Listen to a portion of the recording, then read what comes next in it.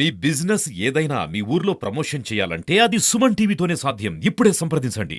మాజీ ముఖ్యమంత్రి జగన్మోహన్ రెడ్డి ఏదైతే పార్టీ కార్యాలయం ఉందో ఈ రోజు ఉదయం 5 గంటలకు దాన్ని కూల్చివేయడం జరిగింది. మంగళగిరి తాడేపల్లి మున్సిపల్ కార్పొరేషన్ వారు అది ఆ నిబంధనలకు విరుద్ధంగా ఈ భవనాలను కట్టడం జరిగింది కాబట్టి దాన్ని కూల్చివేయడం జరిగిందని చెప్తున్నారు. కానీ ఇదేలా ఉంటే వైఎస్ఆర్సీపీ నుంచి కూడా కేవలం కక్ష సాధింపు చర్యలకు భాగంగానే దీన్ని కూల్చారని చెప్పేసి ఆరోపిస్తున్నారు. సో దీని గురించి మనం తెలుగుదేశం పార్టీ రాష్ట్ర ప్రధాన కార్యదర్శి అయినటువంటి దాసరి శేషబాబు గారు మనతో ఉన్నారు. సో ఆయన అడిగి తెలుసుకుందాము.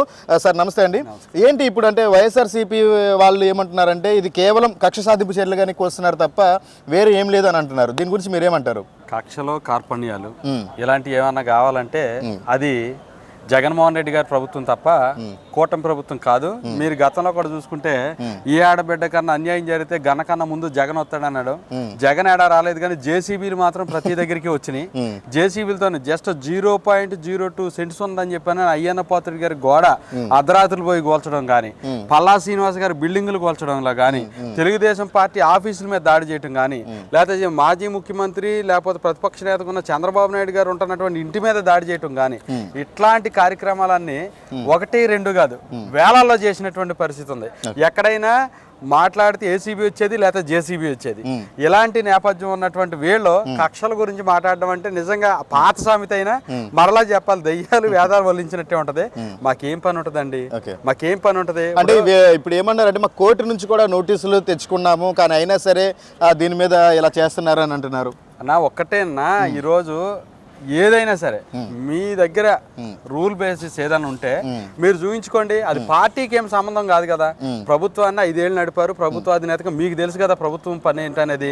ప్రభుత్వం ఏదన్నా ప్రభుత్వ తాలూకా మున్సిపల్ అధికారులు ఏదన్నా చేస్తే దానికి మీరు ఏదో కక్ష సాధించారు. మీ దగ్గర ఏదన్నా ఆన్ రికార్డెడ్ ఉందనుకో చూపించండి, తప్పేముంది. మీరు 5 ఏళ్ల పాటు ప్రజలకి సంబంధించినటువంటి రోడ్డును బ్లాక్ చేసి ప్రజాధనంతో మీ ఇంటికి రోడ్లు వేసుకుని ఆ ప్రజలు ఎవరో పోయేదానికి లేకుండా బారికేడ్లు కట్టుకుని తెలుగు తల్లి విగ్రహాలు తీసి అక్కడ ఉంటున్నటువంటి పేదరిళ్ళ తీసేసి మీరు చేసినటువంటి అరాచకాలు అరే రాష్ట్రం కాదు దేశమే చూసింది.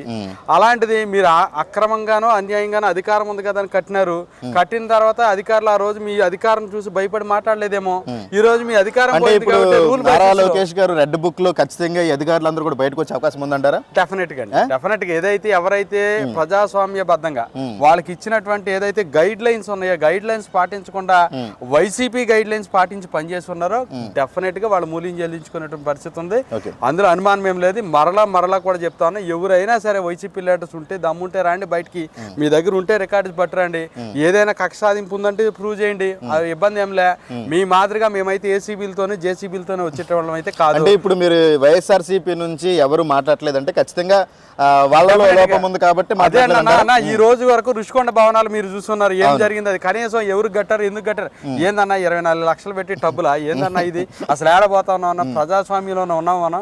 అంటే జరిగిన తర్వాత ఎంత సీక్రెట్ గా బిల్డింగ్ కట్టారు, ఎంత సీక్రెట్ గా ఓపెన్ చేసుకున్నారు.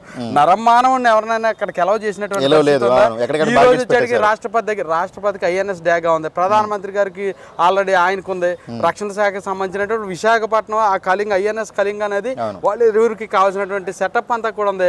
5 ఏళ్ళకి ఒకసారి వచ్చే రాష్ట్రపతి కోసం 500 కోట్లు ఖర్చు పెట్టి బిల్డింగ్ కట్టినారా? అంటే జనం అంతా చూస్తా ఉన్నారన్న. అంటే ఇప్పుడు 2019లో ఏదైతే జగన్మోహన్ రెడ్డి అధికారంలోకి రాగానే ప్రజావేదికను కూల్చివేయడం జరిగింది. అంటే హుటాహుటిన మొదటిగా చేసిన పని అదే అని చెప్పొచ్చు. సో అంటే ఇప్పుడు 2024లో కూడా ఇదే కార్యక్రమం డిఫరెన్స్ ఉందా? ప్రజావేదిక అనేది ప్రజల కోసం, ప్రజల సంక్షేమం కోసం, ముఖ్యమంత్రి గారు అర్జీలు తీసుకునే దానికోసం ప్రజల డబ్బుతో కట్టింది. అది ప్రభుత్వ ఆస్తి. ఇది ప్రైవేట్ వ్యక్తులు ప్రభుత్వాన్ని సంబంధించినటువంటి ల్యాండ్ ని ఆక్యుపై చేసి ప్రజల డబ్బుతో ప్రైవేట్ వ్యక్తులు కట్టుకునేది. ఇది దీనికి దానికి చాలా తేడా ఉంది. కంపారిజన్ ప్రజావేదిక ఒక విధంగా చూసినట్లయితే ప్రజావేదికలో అప్పటి కలెక్టర్లే కావచ్చు, పోలీస్ అధికారులు కూడా వసతి గృహం కూడా వారేవారు. దాన్ని చాలా విధంగా ఉపయోగపడింది. అందరం ఏం చెప్పినాం అన్న, కావాలితే అయ్యా ముఖ్యమంత్రి గారు మీరు వాడుకోండి, ప్రభుత్వానికి వాడుకోండి, ఇబ్బందిలే. పోల్చడం వల్ల పైగా అది 90% మనం తీసి ఇంకో దగ్గర ఫిట్ చేసుకునే దానికి సంబంధించింది. కూల్చి కనీసం అవి ఏవైతే ఉన్నాయో కూల్ చేసిన తర్వాత శిథిలాలు కూడా క్లియర్ చేయకుండా ఎంత శాడిజం అది, శాడిజం కదా. అంటే రోజు మాజీ ముఖ్యమంత్రి గారు చూసి బాధపడుతుంటారు. ఇలాంటి శాడిజాలు మేము చేయం. ఈ రోజు కూడా చూడండి శాసనసభలో లాస్ట్ టైం ఒక leader of the floor house, అదే విధంగా అపోజిషన్ ఆఫ్ ది హౌస్ కి సంబంధించి ఏదైతే తీసుకెళ్ళి దాని మీద కూడా ఎంతో రాద్ధాంతం చేసి ఈ రోజు మరి స్పీకర్ ఎందుకైతే మీరు ఉన్నదే 11 మంది, మీరు రాకపోతేనే మీకు ప్రజాస్వామ్యం మీద కొంచెం విలువ ఉందా? సీటింగ్ కూడా ఎక్కడ చివరి ఉండాలి. ఆల్ఫాబెటిక్ ప్రకారం చూసుకున్నా సరే వై లెటర్ కాబట్టి చివరికి రావాలి, కానీ అయినా సరే ప్రాధాన్యత ముందే ఇచ్చారు. పైగా నిన్న ఆయన కారు బయట ఆపేస్తుంటారు, కారు పంపిమా అంటే మాకు సంస్కారం ఉంది, మా అధినేత సంస్కారంతోనే పరిపాలన చేస్తాడు, వీళ్ళ మాదిరి కక్షలతోనే కార్పాలనతో చేసేది కాదు. అయినా కూడా మరలా చెప్తున్నా, మీ దగ్గర ఏదన్నా కాగితం ఉంటే తెచ్చుకోండి, కోర్టుకు పోండి, ఇబ్బంది ఏం లే.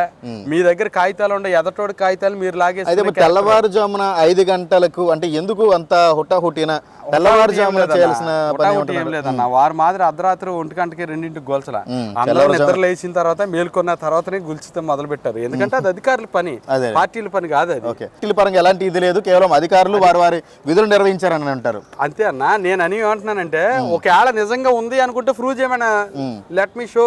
ఓకే. సో ప్రస్తుతం అయితే ఇది ఏదైతే మాజీ ముఖ్యమంత్రి జగన్మోహన్ రెడ్డి కార్యాలయం కూల్చివేత గురించి అయితే తెలుగుదేశం కార్యకర్తలు కూడా జగన్మోహన్ రెడ్డి